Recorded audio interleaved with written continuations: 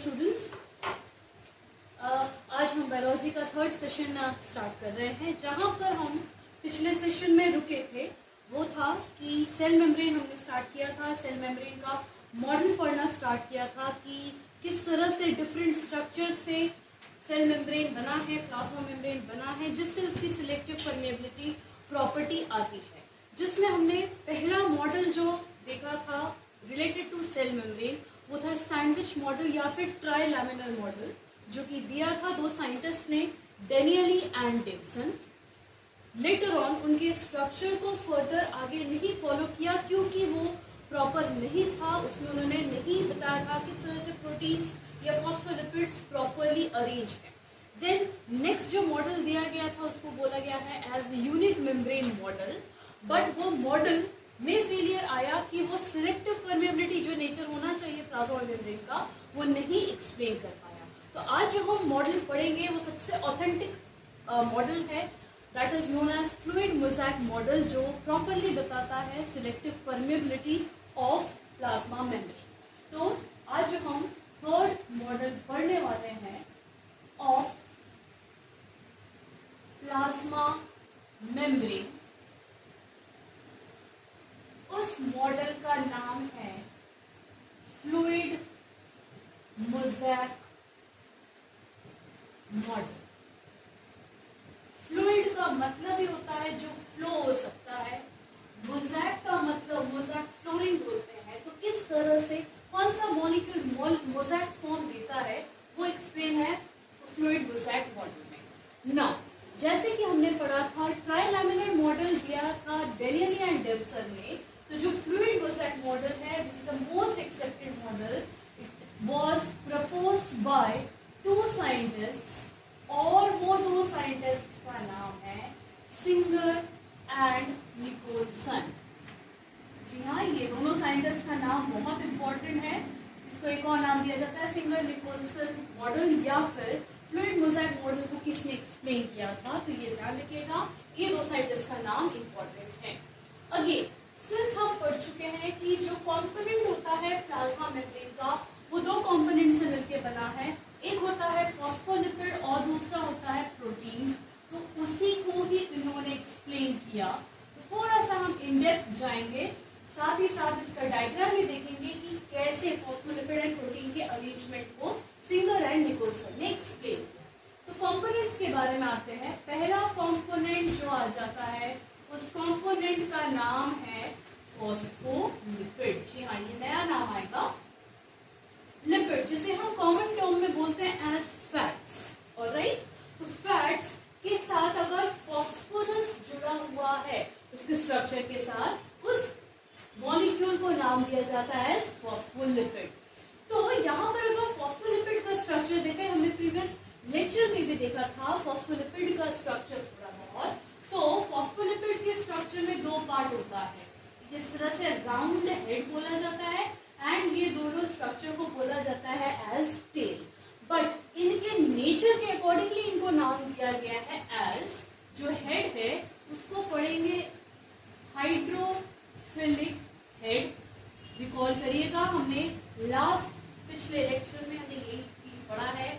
और ये जो दो है they are known as hydrophobic tail. Alright, तो एक फॉस्फोलिपिड मॉलिक्यूल में एक हाइड्रोफिलिक हेड होता है और दो हाइड्रोफोबिक टेल्स होते हैं। नाउ फॉस्फोलिपिड की एक मॉलिक्यूल की बात कर रहे हैं, बट अगर प्लाज्मा मेम्ब्रेन की बात करें तो n number of phospholipid molecules आएंगे। तो यहाँ पर देखने को मिलता है कि फॉस्फोलिपिड की दो लेयर होती है। तो there is bilayer of phospholipid. Phospholipid को मैं एब्रिविएटेड फॉर्म में यहाँ पर लिख दे रही हूँ as PL, which stands for phospholipid. तो बाइलेयर, दो लेयर होता है फॉस्फोलिपिड का, ठीक है। इन फॉस्फोलिपिड लेयर के बीच में प्रोटीन प्रेजेंट होते हैं, जो कि सैंडविच मॉडल ने बताया था दो प्रोटीन लेयर है उसके बीच में फॉस्फोलिपिड है। But no, the correct deduced structure it includes two layers of phospholipid. दो लेयर रहेगा फॉस्फोलिपिड का और उनके उस फॉस्फोलिपिड लेयर के बीच में ही प्रोटीन्स प्रेजेंट रहते हैं। ऑलराइट, तो इसको एक्सप्लेन करने के पहले मैं यहाँ पर डायग्राम बनाती हूँ, फिर एक एक कंपोनेंट को हम वहां पर इन डेप्थ पढ़ेंगे, ठीक है।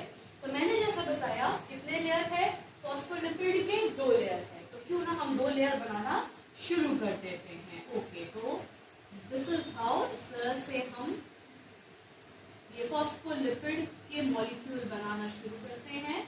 बीच बीच में मैं दूसरा कलर यूज कर रही हूँ जो प्रोटीन मॉलिक्यूल को बताएगा, ठीक है। ये जो दूसरा कलर है that is simply telling about the protein molecule which is present in between 2 phospholipid layer, 2 phospholipid layer के बीच में जो प्रोटीन मॉलिक्यूल प्रेजेंट है। तो इस तरह से हम 2 लेयर देखिए बनाते जा रहे हैं फॉस्फोलिपिड का। एक एक मॉलिक्यूल में आपको दिख रहा है, एक हेड है और 2 टेल प्रेजेंट है। तो ये हमारा बाई लेयर बन चुका है फॉस्फोलिपिड का। और यहाँ पर इस डायग्राम में आपको 2 टाइप के प्रोटीन देखने को मिलेंगे। जैसे जो मैंने प्रोटीन अभी बनाया है विथ ब्लू कलर, वो आपको दिख रहा है कि इस फॉस्फोलिपिड लेयर के बीच में प्रेजेंट है, दिख रहा है आपको, इस लेयर के बीच में प्रेजेंट है। साथ ही साथ कुछ ऐसे प्रोटीन पड़ेंगे जो बिल्कुल भी इस लेयर के साथ, इस लेयर के अंदर प्रेजेंट नहीं है। तो बेसिकली यहाँ पर हमको क्या दिखा, this is phospholipid bilayer, this part head, ये पार्ट क्या होगा, टेल्स। अब ये जो प्रोटीन है उनके प्रेजेंस के अकॉर्डिंगली इनको 2 पार्ट में डिवाइड किया गया है। वो प्रोटीन जो कि बिल्कुल बाहर है ही नहीं इस फॉस्फोलिपिड लेयर के बीच में, इस प्रोटीन को नाम दिया है एज एक्सट्रिंसिक प्रोटीन, एक्सट्रिंसिक या फिर एक्सटर्नल प्रोटीन। नाम से क्या समझ में आता है, एक्सटर्नल का मतलब outer side, extrinsic outer side. तो बाहर की तरफ जो प्रोटीन प्रेजेंट है, जो इस लेयर के बीच में नहीं प्रेजेंट है, उनको नाम दिया है एक्सट्रिंसिक या एक्सटर्नल प्रोटीन। एंड वो प्रोटीन जो इस लेयर के बीच में प्रेजेंट है, इनको नाम दिया है एज इंट्रिंसिक या फिर इंटीग्रल प्रोटीन। क्लियर है? तो 2 हो गए फॉस्फोलिपिड के लेयर, बाइलेयर हो गए। वो प्रोटीन जो इस लेयर के बीच में प्रेजेंट है उनको नाम दिया है इंट्रिंसिक प्रोटीन, और वो प्रोटीन जो कि इस लेयर के बाहर प्रेजेंट है दैट इज एक्सट्रिंसिक या एक्सटर्नल प्रोटीन। अभी आपको 2 ऐसे थोड़े प्रोटीन दिख रहे हैं जो कि पूरा जो फॉस्फोलिपिड बाइलेयर है उसको कवर कर रहा है, ये थोड़ा सा पार्ट प्रेजेंट है, ठीक है। बट ये वाला प्रोटीन आप देख सकते हैं पूरा एक एंड से दूसरे एंड पूरा विड्थ कवर किया हुआ है और इनके बीच में एक स्पेस है। तो ये इन प्रोटीन को कुछ स्पेसिफिक नाम दिया जाता है। Such proteins they are known as channel और else one more name tunnel protein. Tunnel जैसा दिख रहा है आपको, टनल बीच में देखिए गैप है, टनल आप सब जानते हैं टनल क्या होता है। चैनल कैसे, अगेन वो चैनल मतलब स्पेस प्रोवाइड कर रहा है मॉलिक्यूल के इन एंड आउट होने में। ये स्पेसिफिक, ये सारी चीजें ही सिलेक्टिव परमेबिलिटी को एक्सप्लेन करते हैं। सो ये हो गया आपके चैनल प्रोटीन। अगर चैनल प्रोटीन का बाय नेचर देखें कि ये इंट्रिंसिक है या एक्सट्रिंसिक है, तो आप खुद बताइए किस में आएगा, ये इंट्रिंसिक या एक्सट्रिंसिक में? Correct, it will come in intrinsic, क्योंकि ये लेयर के फॉस्फोलिपिड लेयर के बीच में प्रेजेंट है, therefore it is intrinsic protein. तो is it clear? यहाँ तक का आपको स्ट्रक्चर क्लियर है? Now इस प्रोटीन, इस स्ट्रक्चर में आपको इस फॉस्फोलिपिड लेयर के बाहर कुछ और स्ट्रक्चर भी दिखता है। इन structures they may be 2 type,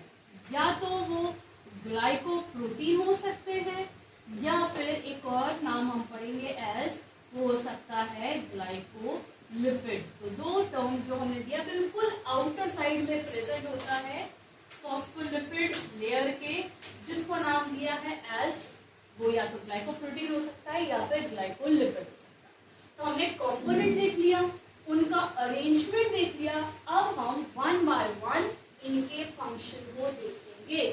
phospholipid क्या फंक्शन दे रहा, इंट्रिंसिक एंड एक्सट्रिंसिक प्रोटीन क्या फंक्शन दे रहा, एंड लास्टली जो ये बहुत कम मात्रा में, कम क्वांटिटी में प्रेजेंट है, ग्लाइकोप्रोटीन या ग्लाइकोलिपिड, जिसका भी क्या फंक्शन है। सिंस कोई ना कोई बायोमोलिक्यूल प्रेजेंट है, इसका अपना कोई ना कोई स्पेसिफिक फंक्शन होगा जो कि रिलेट करेगा इसके नाम से, और इसका नाम है फ्लूइड मोज़ेक मॉडल। तो पहला हम स्टार्ट करेंगे विद फॉस्फोलिपिड। फॉस्फोलिपिड ये हम कंटिन्यू कर रहे हैं। तो फंक्शन ऑफ फॉस्फोलिपिड के बारे में आएंगे। तो इसका फंक्शन होता है, इट प्रोवाइड्स फ्लूइडिटी, जो नाम ही है इस मॉडल का फ्लूइड मोज़ेक मॉडल। तो जो फ्लूइड पार्ट आ रहा है that is because of phospholipid. अब फ्लूइड नेचर क्यों जरूरी है, ठीक है। फ्लूइड नेचर इसलिए जरूरी है क्योंकि सेल डिवीजन के बाद जब कोई नया सेल बनता है तो डेफिनेटली उसका साइज कैसा रहेगा, स्मॉलर इन साइज। धीरे धीरे वो सेल ग्रो हो रहा है, उसके नंबर ऑफ कंपोनेंट्स बढ़ रहा है, उसका साइटोप्लाज्म बढ़ रहा है, उसका न्यूक्लियस का साइज बढ़ रहा है। दैट मीन्स अल्टीमेटली सेल का साइज भी क्या होगा, बढ़ेगा। तो एक अंदर से इंटरनल प्रेशर आएगा सेल मेम्ब्रेन को, सेल मेम्ब्रेन को क्या होना पड़ेगा, एक्सपैंड होना पड़ेगा। तो थोड़ा फ्लेक्सिबिलिटी, फ्लूइडिटी नेचर अगर नहीं होगा सेल मेम्ब्रेन का, तो what will happen, cell membrane will break and ultimately the cell will die.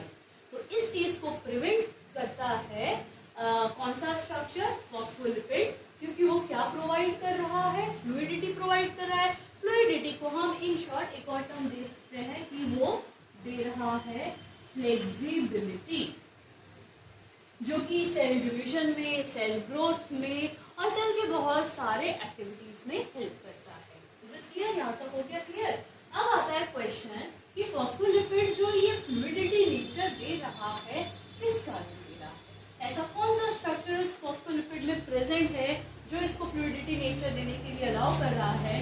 तो it is due to presence of एक टाइप का हम फैटी एसिड पढ़ेंगे, उसको नाम दिया जाता है एज अनसैचुरेटेड फैटी एसिड। जी हाँ, नया नाम आपके लिए आएगा। कौन सा फैटी एसिड फॉस्फोलिपिड में प्रेजेंट होता है जो कि प्लाज्मा मेम्ब्रेन को फ्लूइडिटी या फ्लेक्सिबिलिटी दे रहा है। Such type of fatty acid is unsaturated fatty acid. अब आता है क्वेश्चन आता है अनसैचुरेटेड। तो आपने saturated and unsaturated point chemistry में आपके 10th में पढ़ा है। सैचुरेटेड का मतलब होता है कार्बन कार्बन के बीच में सिंगल बॉन्ड प्रेजेंट होना, मतलब कार्बन की बाकी वैलेंसी को कौन कंप्लीट कर रहा है, हाइड्रोजन या कोई दूसरा एलिमेंट। बट अनसैचुरेटेड में क्या आ जाता है, कार्बन कार्बन के बीच में आइदर डबल बॉन्ड या ट्रिपल बॉन्ड आ जाता है। तो जब भी फैटी एसिड जहां पर कार्बन की चेन प्रेजेंट है, उस चेन में अगर डबल एंड ट्रिपल बॉन्ड आ जाता है, उस फैटी एसिड को नाम दिया गया है अनसैचुरेटेड फैटी एसिड। और जो अनसैचुरेटेड फैटी एसिड्स होते हैं they are liquid in nature. अब देखिए, लिक्विड नेचर हुआ मतलब ऑटोमेटिकली इसमें फ्लूइडिटी आ जाएगी। सॉलिड रहेगा तो क्या फ्लूइडिटी पॉसिबल है, नो। तो ये ध्यान दीजिएगा कि फ्लूइड मोज़ेक में अगर क्वेश्चन पूछे कि फ्लूइडिटी या फ्लेक्सिबिलिटी को देने में कौन हेल्प कर रहा है, तो आपका आंसर आएगा फॉस्फोलिपिड। नेक्स्ट क्वेश्चन बनता है कि जो फ्लूइडिटी नेचर है फॉस्फोलिपिड का, वो कौन से मॉलिक्यूल, फॉस्फोलिपिड में ऐसा कौन सा मॉलिक्यूल प्रेजेंट है जो फ्लूइडिटी दे रहा है, तो वो मॉलिक्यूल आपका हो जाएगा अनसैचुरेटेड फैटी एसिड। क्लियर है। तो यहाँ पर आपका एक फंक्शन क्लियर हो गया फॉस्फोलिपिड का। अब हम दूसरे कंपोनेंट की बात करेंगे। पहला हमने बात किया था फॉस्फोलिपिड, दूसरा कंपोनेंट बात करेंगे। दूसरा जो कंपोनेंट आ जाता है उसका नाम है प्रोटीन। तो प्रोटीन जैसा कि आपको डायग्राम में ही दिख रहा है, कितने टाइप के आपको प्रोटीन दिख रहे हैं, 2 टाइप के प्रोटीन। एक दिख रहा है एक्सट्रिंसिक प्रोटीन और दूसरा आपको दिख रहा है इंट्रिंसिक प्रोटीन। दिख रहा है। तो चलिए हम इसको यहाँ पर कैटेगराइज कर देते हैं। 2 types of proteins, they are number 1 intrinsic protein and the another one that is intrinsic protein. Well,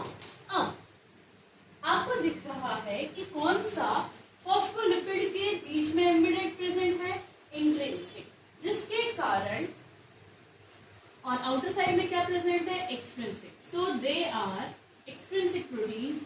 They are loosely bound to phospholipid layer, whereas intrinsic protein, they are tightly bound to phospholipid layer.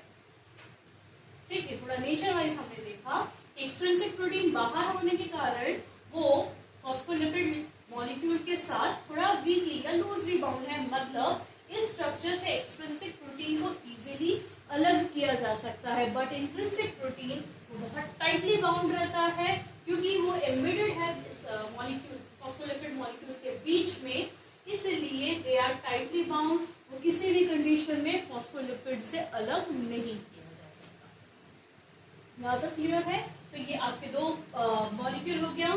Third molecule जो आ जाता है that is mainly glycolipid, glycolipid या फिर glycoprotein, जो भी थोड़ा काफी कम amount में पाया जाता है, बट इसका एक बहुत इंपॉर्टेंट फंक्शन है। जो ग्लाइकोलिपिड या ग्लाइकोप्रोटीन है, it helps in cell to cell recognition, recognise करना, आइडेंटिफाई करना। ठीक है, तो जैसे दो सेल आ रहे हैं पास में, तो उनके बीच में क्या केमिकल रिएक्शन होना चाहिए, उनके बीच में क्या मॉलिक्यूल्स एक्सचेंज होने चाहिए, उसको पता करने में हेल्प करता है ग्लाइकोलिपिड या ग्लाइकोप्रोटीन।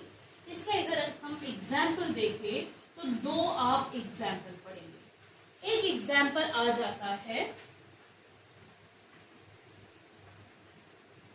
एंटीजन एंड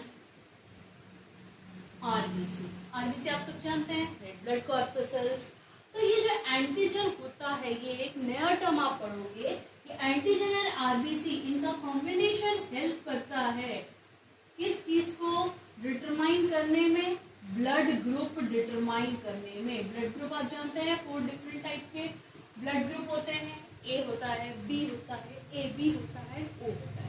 ये जो 4 अलग टाइप के ब्लड ग्रुप्स है, वो कैसे पता चलता है कि आरबीसी रेड ब्लड सेल है, उसके सरफेस के ऊपर एक स्पेसिफिक मॉलिक्यूल होता है, उस स्पेसिफिक मॉलिक्यूल को नाम दिया है एज एंटीजन।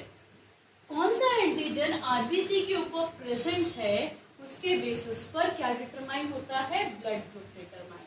तो ये सेल रिकॉग्नाइज करता है दूसरे मॉलिक्यूल को, तो ये जो रिकॉग्नाइज करने वाला काम है, ये कौन करता है, ग्लाइकोलिपिड या फिर ग्लाइकोप्रोटीन। सिमिलरली दूसरा एग्जाम्पल आता है cell recognition between sperm and ova. ये प्रोसेस होता है ड्यूरिंग फर्टिलाइजेशन। फर्टिलाइजेशन भी आप जानते हैं, that is a fusion of male and female gamete. यहाँ पर मेल गैमीट आपको दिख रहा है स्पर्म, फीमेल गैमीट दिख रहा है ओवा। सेम स्पीशी का ही स्पर्म एंड ओवा फर्टिलाइज होना चाहिए, फ्यूज होना चाहिए, तभी जाकर प्रॉपर एक जाइगोट डेवलप होगा। तो ये चीज स्पर्म आइडेंटिफाई करना या ओवा को आइडेंटिफाई करना कि जो स्पर्म आ रहा है वो सेम स्पीशीज का ही है, this is again done by which molecule, glycolipid और ग्लाइकोप्रोटीन मॉलिक्यूल। इतना क्लियर है क्या फंक्शन है ग्लाइकोलिपिड एंड ग्लाइकोप्रोटीन का? तो देखिए सबका अपना अपना अलग अलग फंक्शन है। यहाँ प्रोटीन की अगर बात करें तो अपना फंक्शन अभी लेफ्ट है, छूटा हुआ है। तो प्रोटीन बेसिकली सिलेक्टिव परमेबिलिटी में हेल्प करेगा। अभी अपन जैसे फंक्शन पे प्रोसीड करेंगे तो वो टॉपिक आएगा कि कैसे ये हेल्प करता है, प्रोटीन हेल्प करता है कि सिलेक्टेड मॉलिक्यूल ही सेल के अंदर जाएंगे, कौन से प्रोसेस से जाएंगे, कौन से मैकेनिज्म से जाएंगे, ये इन डेप्थ आपका रहेगा। तो ओवरऑल अगर हम रिकॉल करें फ्लूइड मोज़ेक मॉडल जिसको दिया था दो साइंटिस्ट ने, सिंगल एंड निकोलसन ने। यहाँ पर एक डायग्राम मैंने आपको बनाया हुआ है फ्लूइड मोज़ेक मॉडल का, बहुत ध्यान से देखिएगा, जिसमें 2 लेयर है किसके, फॉस्फोलिपिड के, इसलिए बाइलिपिड लेयर या बाइलेयर बोला जाता है। इनके बीच में फॉस्फोलिपिड का भी देखें तो एक मॉलिक्यूल में एक hydrophilic head and hydrophobic tell है। हाइड्रोफिलिक हेड वाटर लविंग होने के कारण हेड जो है वो आउटर साइड में है, टेल जो है वो हाइड्रोफोबिक है, वाटर से दूर रहता है, इसलिए अंदर की तरफ प्रेजेंट है। ठीक है, ये जो हाइड्रोफिलिक हेड होते हैं ये हेल्प करता है पोलर मॉलिक्यूल के साथ जुड़ने में, बट ये जो टेल्स है हाइड्रोफोबिक, फोबिक का मतलब हमने पढ़ा था हेट करना, दूर करना, वाटर मॉलिक्यूल्स को दूर करना। तो जो ये टेल पार्ट है ये बेसिकली हेल्प करता है नॉन पोलर सॉल्यूट्स को सेल के अंदर या बाहर जाने में। तो ये इनके फंक्शन पे अपन देखेंगे प्रोटीन में कैसे वो पोलर नॉन पोलर मॉलिक्यूल्स को हेल्प करता है ट्रांसपोर्ट करने में। देन ये हो गए आपके इंट्रिंसिक प्रोटीन, जिसमें से वो प्रोटीन जो कंप्लीटली दोनों लेयर को कवर कर रहा है और बीच में एक स्पेस प्रोवाइड कर रहा है for the movement of molecule, in protein को नाम दिया है चैनल या टनल प्रोटीन। और वो मॉलिक्यूल प्रोटीन का जो बिल्कुल इस लिपिड लेयर के बाहर प्रेजेंट है, लूजली बाउंड है, इसको नाम दिया है एज एक्सट्रिंसिक या external protein. Further outer side में और माइनर क्वांटिटी में प्रेजेंट है ग्लाइकोप्रोटीन एंड ग्लाइकोलिपिड, जो सेल टू सेल रिकॉग्निशन करने में हेल्प करता है।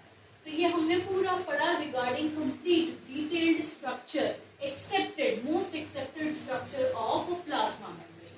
अब आते हैं अपन नेक्स्ट कि क्या मैकेनिज्म है, कैसे प्लाज्मा मेम्ब्रेन सिलेक्टिव परमिएबिलिटी देता है, कौन से मैकेनिज्म से हेल्प करेगा, कौन से मॉलिक्यूल के हेल्प से, कौन से प्रोटीन मॉलिक्यूल के हेल्प से मॉलिक्यूल्स या आयंस सेल के अंदर या बाहर होते हैं। तो यहाँ पर अपन देखेंगे next mechanism of transport of materials. ठीक है, दो टर्म है, ध्यान दीजिएगा, मैकेनिज्म है और एक ट्रांसपोर्ट। तो मैकेनिज्म में हम दो टर्म पढ़ेंगे, दो ऐसे मैकेनिज्म जो हेल्प करता है मॉलिक्यूल के मूवमेंट में। वो दो मैकेनिज्म है, एक मैकेनिज्म का नाम है डिफ्यूजन, एक मैकेनिज्म का नाम है ऑस्मोसिस। और ट्रांसपोर्ट अगेन दो टाइप से ट्रांसपोर्ट होता है, एक होता है पैसिव ट्रांसपोर्ट और एक होता है एक्टिव ट्रांसपोर्ट। क्लियर है? तो पहला हम एक्टिव एंड पैसिव ट्रांसपोर्ट क्या है उसको देख लेते हैं, उसके बाद प्रोसीड करेंगे डिफ्यूजन एंड ऑस्मोसिस पे। तो जो पैसिव ट्रांसपोर्ट होता है इसमें मॉलिक्यूल्स जो होते हैं they move from higher to lower concentration. कहां से कहां वो मूव कर रहे हैं? Higher to lower concentration. एक जगह जहां पर हाई है ऑफ कोर्स कौन सी जगह पर जा रहा है जहां पर लो कॉन्सेंट्रेशन है, इजीली वो पार्टिकल मूव हो सकता है। हम जानते हैं कोई भी मॉलिक्यूल अगर एक जगह हायर पे है दूसरी जगह लोअर पे है तो इजीली मूव करता रहेगा जब तक इक्विलिब्रियम नहीं आ जाता, दोनों तरफ इक्वल अमाउंट नहीं आ जाते हैं। तो ये प्रोसेस नेचुरल है, इजीली होता रहता है। इस प्रोसेस को करने के लिए कोई फर्दर अलग से बाहर से एनर्जी की जरूरत नहीं होती है। बट जब हम एक्टिव की बात करते हैं, नाम ही बताता है active, it's a very fast process. Active होना, फास्ट होना, हम खुद भी एक्टिव होते हैं तो हमें क्या चाहिए रहता है? एनर्जी। एनर्जी के लिए मॉलिक्यूल जो आप पढ़े हैं आपके 10th स्टैंडर्ड में, सेल के अंदर एक ऐसा मॉलिक्यूल जो कि एनर्जी प्रोवाइड करता है उसको आपने पढ़ा है ATP molecule, adenosine triphosphate molecule. ठीक है, तो उसका यहाँ पर यूज होगा। क्यों? क्योंकि एक्टिव ट्रांसपोर्ट में मॉलिक्यूल्स दे मूव फ्रॉम, इसका बिल्कुल opposite, lower to higher concentration, ठीक है, with the use of energy molecule, और उस एनर्जी मॉलिक्यूल को हम बोलते हैं एज एटीपी। ध्यान दीजिएगा, क्लियर है इतना आपको? तो पैसिव ट्रांसपोर्ट सिंपल, मॉलिक्यूल कहां से कहां मूव हो रहा है? Higher to lower concentration. Active transport में मॉलिक्यूल कहां से मूव हो रहा है? Lower to higher. थोड़ा डिफिकल्ट होता है एक जगह जहां लो है उसको हाई की तरफ जाना, तो उस प्रोसेस को करने के लिए एनर्जी चाहिए तभी मॉलिक्यूल ट्रांसपोर्ट हो सकता है। तो उसके लिए एनर्जी कौन सा मॉलिक्यूल दे रहा है? That is ATP. अब अपन अगर डिफ्यूजन पे आते हैं, पहला जो मैकेनिज्म है डिफ्यूजन प्रोसेस के थ्रू, डिफ्यूजन जो होता है it is always a passive transport mechanism. ध्यान रखिएगा हमेशा कि जो डिफ्यूजन है, डिफ्यूजन प्रोसेस में कभी भी एनर्जी की जरूरत नहीं होती है। इसका मतलब मॉलिक्यूल कहाँ से कहाँ पास हो रहा है, हायर कॉन्सेंट्रेशन से लोअर कॉन्सेंट्रेशन। ठीक है, तो पैसिव ट्रांसपोर्ट, तो आता है नेक्स्ट क्वेश्चन, कौन से ऐसे मॉलिक्यूल डिफ्यूजन प्रोसेस से ट्रांसपोर्ट होते होंगे। तो वो एग्जाम्पल के तौर पर हम देखेंगे, वो जो मॉलिक्यूल्स रहते हैं they are neutral solutes. Neutral का मतलब उनमें फर्दर कोई चार्ज नहीं होता। तो न्यूट्रल सॉल्यूट्स, उनमें चार्ज नहीं होने के कारण ना हाइड्रोफिलिक हेड ना हाइड्रोफोबिक टेल कोई भी रोक टोक नहीं करता। इजीली ये मॉलिक्यूल हाई से लो कॉन्सेंट्रेशन में सेल के अंदर जाते हैं या सेल के बाहर चले जाते हैं। बट जैसे हम ऑस्मोसिस की बात करते हैं, तो ऑस्मोसिस का डेफिनेशन अगर हम थोड़ा सा ध्यान करें, रिकॉल करें, तो ऑस्मोसिस का डेफिनेशन होता है transport of solvent molecules from high to low concentration through semi permeable membrane, through semi permeable membrane. अब बताइए यहाँ पर हम कहीं पर सेमी परमिएबल मेम्ब्रेन पढ़ रहे हैं क्या? बिल्कुल, प्लाज्मा मेम्ब्रेन जैसे हम बात आप बोल रहे हैं सिलेक्टिवली परमिएबल है। सिलेक्टिवली मतलब वो कहीं ना कहीं सभी मॉलिक्यूल को अलाउ नहीं कर रहा है, वहां पर फिल्ट्रेशन आ जाएगा। तो ऑस्मोसिस जो प्रोसेस है वो सेल मेम्ब्रेन के थ्रू होता है, जिसमें सॉल्यूट मूव होते हैं from high to low concentration. साथ ही साथ यहाँ पर अब क्वेश्चन आता है कि अगर पोलर सॉल्यूट्स की बात करें, इसकी बात करें हम पोलर सॉल्यूट्स, मतलब ऐसे सॉल्यूट जो कि वाटर में डिसॉल्व हो रहे हैं, ये जो है ये सेल मेम्ब्रेन से पास होने में थोड़ा सा डिफिकल्ट होता है, क्योंकि लिपिड मॉलिक्यूल इनको रोकता है। हाइड्रोफोबिक हमने पढ़ा टेल्स होते हैं, तो ये जो हाइड्रोफोबिक टेल है वो इन पोलर सॉल्यूट्स को सेल मेम्ब्रेन से पास होने में क्या करता है, रोकता है। बट जाना जरूरी है पोलर सॉल्यूट्स का।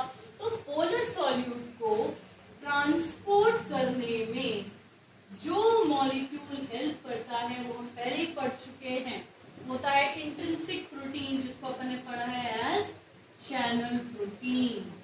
पढ़ा ये चीज, तो चैनल प्रोटीन प्रोवाइड करता है वो स्पेस, टनल प्रोटीन भी पढ़ा है इसका नाम। तो एक ऐसा स्पेस प्रोवाइड कर रहा है जहां से ये पोलर सॉल्यूट इजीली सेल के अंदर या सेल के बाहर जाता है।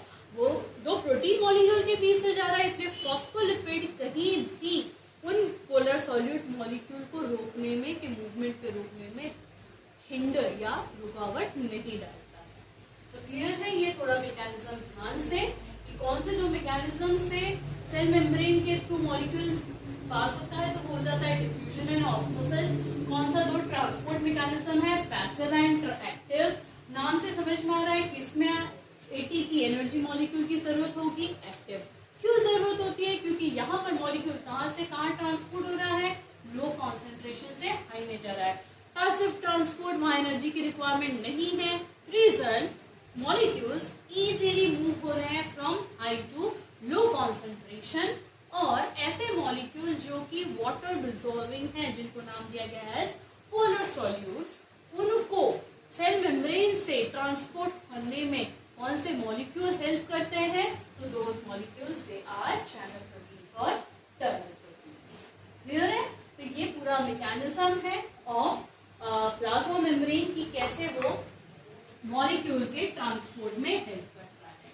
अब जैसे ये बताया कि मॉलिक्यूल जो है या तो वो सेल के अंदर जाएगा या फिर वो सेल के बाहर जाएगा। तो सेल के अंदर जब जाता है मॉलिक्यूल, उस प्रोसेस को क्या बोलते हैं, सेल के बाहर जब जाता है मॉलिक्यूल, उस प्रोसेस को क्या बोलते हैं। तो यहाँ पर हम दो टर्म पढ़ेंगे। एक टर्म आता है जिसको पढ़ेंगे एज एंडोसाइटोसिस, और दूसरा जो टर्म पढ़ेंगे उसको नाम दिया है एज एक्सोसाइटोसिस। कौन से दो टर्म मैंने कहा? Endocytosis and exocytosis. ब्रेक करिए वर्ड, जहां भी डिफिकल्ट जाता है हम धीरे धीरे वर्ड को ब्रेक करेंगे, आपको ऑटोमेटिकली वो वर्ड समझ में आना शुरू करेगा। तो इसको ब्रेक करते हैं, एंडो और साइटोसिस, इसको ब्रेक करेंगे exo and cytosis. Endo inside, cytosis cell, exo outside, cytosis cell. तो ऐसा प्रोसेस जिसमें मॉलिक्यूल सेल के अंदर जाता है उस प्रोसेस को नाम दिया है एंडोसाइटोसिस। ऐसा प्रोसेस जिसमें मॉलिक्यूल सेल के बाहर निकल रहा है दैट प्रोसेस इज एक्सोसाइटोसिस। अब एंडोसाइटोसिस में भी दो टर्म हम पढ़ेंगे, एक पढ़ेंगे एज फैगोसाइटोसिस और एक पढ़ेंगे एज पिनोसाइटोसिस। साइटोसिस वर्ड फिर से आया, मतलब कहीं ना कहीं सेल से रिलेटेड है। तो फिर से हम वर्ड तोड़ेंगे, फैगोसाइटोसिस, पिनोसाइटोसिस। फैगो का मतलब होता है टू ईट और पिनो का मतलब होता है टू ड्रिंक। नाम से क्या समझ में आ रहा है? कोई अगर सॉलिड पार्टिकल, सॉलिड मॉलिक्यूल या कोई लिविंग ऑर्गेनिज्म जैसे बैक्टीरिया हो गए, ये अगर सेल अपने अंदर लेता है तो सेल क्या कर रहा है? सॉलिड मॉलिक्यूल को खा रहा है। That process is known as phagocytosis. पर अगर कोई लिक्विड मॉलिक्यूल जा रहा है सेल के अंदर, उस प्रोसेस को नाम दिया है एज पिनोसाइटोसिस। एक्सोसाइटोसिस सेल के बाहर निकलना। ऐसी कौन सी चीज है जो कि सेल के बाहर जाता होगा? तो that is removal of waste material outside the cell. इसको रिमूव कर रहा है सेल के अंदर बहुत सारे डिफरेंट मेटाबॉलिज्म हो रहे हैं, डिफरेंट केमिकल रिएक्शंस हो रहे हैं। केमिकल रिएक्शन होने के बाद कुछ ऐसे मॉलिक्यूल्स या कंपाउंड्स बन जाते हैं जिसको सेल की जरूरत नहीं है, उनको बोला जाता है वेस्ट मटेरियल। सेल उसको अपने अंदर क्यों रखेगा? जरूरत नहीं है। वो सेल क्या करता है? वो सेल के अंदर से उसको क्या करेगा? बाहर निकालेगा। उस प्रोसेस को नाम दिया है एज एक्सोसाइटोसिस। तो इन मैकेनिज्म से अगर कोई मॉलिक्यूल अंदर आ रहा है सेल के, उसको नाम दिया है एंडोसाइटोसिस। इसी प्रोसेस से अगर वो मॉलिक्यूल बाहर जाएगा उसको नाम दिया गया है एज एक्सोसाइटोसिस। ये पूरा डिटेल्ड पार्ट आपका रहा प्लाज्मा मेम्ब्रेन, डिफरेंट मॉडल्स किन्होंने प्रपोज किया, कैसा स्ट्रक्चर था, क्या कंपोनेंट्स प्रेजेंट थे, उन कंपोनेंट्स का अरेंजमेंट कैसा था, उन सभी कंपोनेंट्स का पर्टिकुलर फंक्शन क्या था, एंड ओवरऑल प्लाज्मा मेम्ब्रेन कैसे मैकेनिज्म से फिल्टर करता है। ठीक, प्लाज्मा मेम्ब्रेन थोड़ा इंपॉर्टेंट टॉपिक है, इसलिए इस चीज को हमने थोड़ा इन डेप्थ पढ़ा। अब हमने आउटर कवरिंग पढ़ ली, एक पढ़ा सेल वॉल, उसके अंदर पढ़ लिया सेल मेम्ब्रेन। नेक्स्ट कंपोनेंट कम सेल के अंदर का फ्लूइड। जो सेल के अंदर का फ्लूइड होता है जिसको हम क्या नाम पढ़ते हैं? साइटोप्लाज्म। करेक्ट। तो वही देखेंगे साइटोप्लाज्म क्या है, फिर धीरे धीरे उसके इन डेप्थ जाएंगे। साइटोप्लाज्म के अंदर डिफरेंट कौन कौन से सेल ऑर्गेनल्स प्रेजेंट है। यूकैरियोटिक सेल की बात कर रहे हैं तो डिफरेंट जो सेल ऑर्गेनल्स प्रेजेंट हैं साइटोप्लाज्म में वो हम स्टार्ट करेंगे। क्लियर? तो यहाँ पर आपका प्लाज्मा मेम्ब्रेन कंप्लीट होता है, सेल वॉल कंप्लीट होता है। Next we will be starting with cytoplasm. बहुत इंटरेस्टिंग है, बहुत डिफरेंट टाइप के हम सेल ऑर्गेनल्स को पढ़ेंगे, बढ़िया उनके स्ट्रक्चर्स को पढ़ेंगे, उन सेल ऑर्गेनल को पता किसने किया, डिस्कवर किसने किया, और उन सभी सेल ऑर्गेनल का फंक्शन क्या है। That is very interesting topic. So let us start with cytoplasm. Now cytoplasm, इसकी डिटेल स्टडी या इसके बारे में जिस साइंटिस्ट ने बहुत अच्छे से स्टडी किया था उनका नाम है स्ट्रैसबर्गर। ओह माय गॉड, ये तो खाने का नाम आ गया। ठीक, तो दैट इज बारे में थोड़ा डिटेल स्टडी किया, उसके उसमें जो डिफरेंट ऑर्गेनल्स प्रेजेंट है उनके बारे में बताया। तो साइटोप्लाज्म का मतलब होता है सेल के अंदर जो फ्लूइड है, साथ ही साथ सेल उस फ्लूइड के अंदर प्रेजेंट ऑर्गेनल्स। तो cytoplasm it is nothing but cell fluid या cellular fluid plus cell organelles. इन दोनों को अगर मिलाते हैं, सेल के अंदर फ्लूइड और सेल ऑर्गेनल्स, तो वो होता है साइटोप्लाज्म। हम एक और टर्म को पढ़ेंगे जिसका नाम होता है साइटोसोल। क्या नाम बताया मैंने आपको? साइटोसोल। साइटोसोल क्या होता है? It is nothing but cytoplasm minus cell organelles. तो क्या बताया यहाँ पर?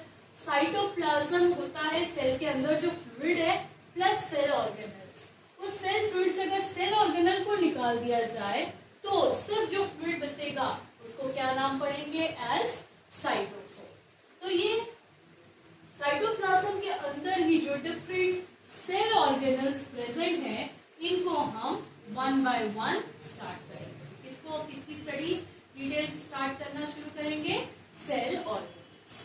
अगर सेल ऑर्गेनल्स की बात करें तो कौन सी प्रॉपर्टी आएगी सेल ऑर्गेनल्स से रिलेटेड? सबसे पहले दे आर मेम्ब्रेन बाउंड, इनके आसपास मेम्ब्रेन प्रेजेंट होता है। दूसरा प्रॉपर्टी आता है all the cell organelles they are living. क्यों लिविंग है? Because they are metabolically active. Metabolically active का मतलब होता है उन सेल्स के अंदर डिफरेंट मेटाबॉलिज्म हो रहे हैं। कोई नए सेल बन रहा है, कोई मॉलिक्यूल बन रहा है, कोई मॉलिक्यूल टूट रहा है, तो दैट इज मेटाबॉलिकली एक्टिव। तो ये तीन मेन प्रॉपर्टी आ जाता है सेल ऑर्गेनल्स का।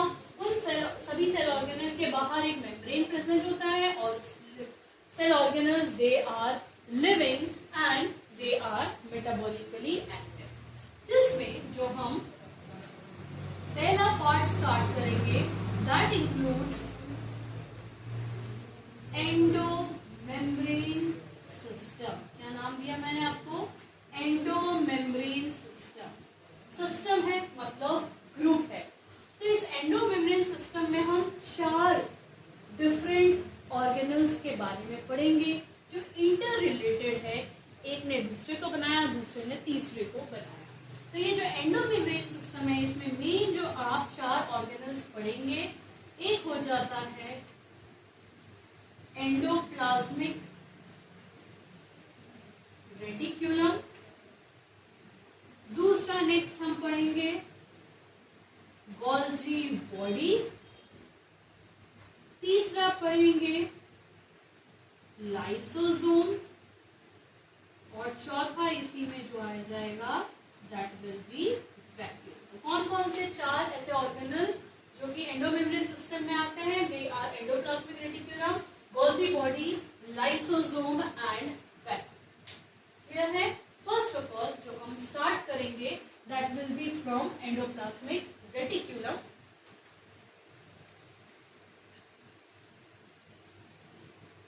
जो एंडोप्लाज्मिक रेटिक्यूलम होता है, इसको पढ़ने के पहले मैं आपसे एक क्वेश्चन पूछना चाहती हूँ। हमने एक टर्म पढ़ा था एक्सोस्केलेटन ऑफ सेल।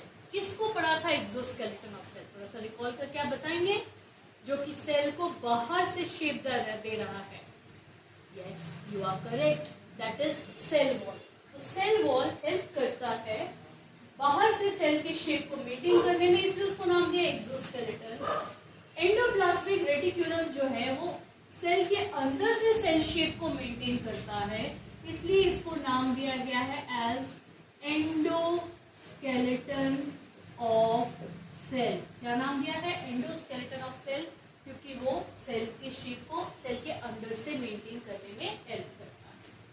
अब जो एंडोप्लाज्मिक रेटिक्यूलम है उसका हम कंपोनेंट्स के बारे में पढ़ते हैं। जो एंडोप्लाज्मिक रेटिक्यूलम होता है वो कैसे कैसे बनेगा, उसका स्ट्रक्चर क्या है, यहाँ पर थोड़ा आपको डिटेल्ड डायग्राम भी आएगा। तो इसका डायग्राम पहले बना लेती हूँ तो आपको इजी रहेगा कि जो ER है एंडोप्लाज्मिक रेटिकुलम को further we will be studying as ER, तो इसके स्ट्रक्चर में कौन कौन से कंपोनेंट्स प्रेजेंट आ जाते हैं। तो यहाँ पर ध्यान दीजिएगा, मैं कंपोनेंट बनाते भी जाऊंगी, साथ ही साथ उनकी लेबलिंग भी यहाँ पर प्रेजेंट है। तो यहाँ पर मैं ऐसा एक लंबा सा फ्लैट स्ट्रक्चर जैसा बना रही हूँ। इन फ्लैट स्ट्रक्चर को फर्दर नाम दिया जाता है एज सिस्टर्नी। देन इसके आसपास ऐसा ओवल शेप का फर्दर एक और स्ट्रक्चर हम देखेंगे, एंड साथ ही साथ one more additional structure is there जो कि इस तरह का ट्यूबुलर फॉर्म में रहता है। Is it clear? तो ये तीन आपको स्ट्रक्चर दिख रहे हैं, इनको अब लेबल करते हैं। ये जो फ्लैट इलोंगेटेड स्ट्रक्चर दिख रहे हैं, इन स्ट्रक्चर को नाम दिया गया है as cisternae.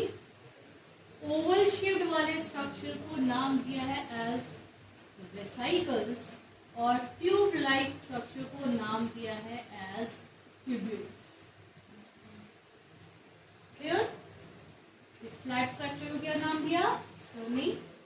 Oval shape structure को वेसिकल्स, ट्यूब लाइक स्ट्रक्चर है तो नाम दिया है ट्यूब्यूल्स। और जो इनर स्पेस होता है इनके बीच का, इस इनर स्पेस को नाम दिया जाता है एज ल्यूमेन। ध्यान दीजिएगा, ये सारे नए टर्म्स हैं। तो कंपोनेंट्स की बात करें तो कितने कंपोनेंट आपको दिख रहा है? 3 कंपोनेंट। एक का नाम सिस्टर्नी, दूसरे का नाम tubules, and the third one vesicles. आज हम यहाँ पर इसको फिनिश करते हैं। वेसिकल्स सब लेटर नेक्स्ट लेक्चर में इनका पूरा detail structure along with function and different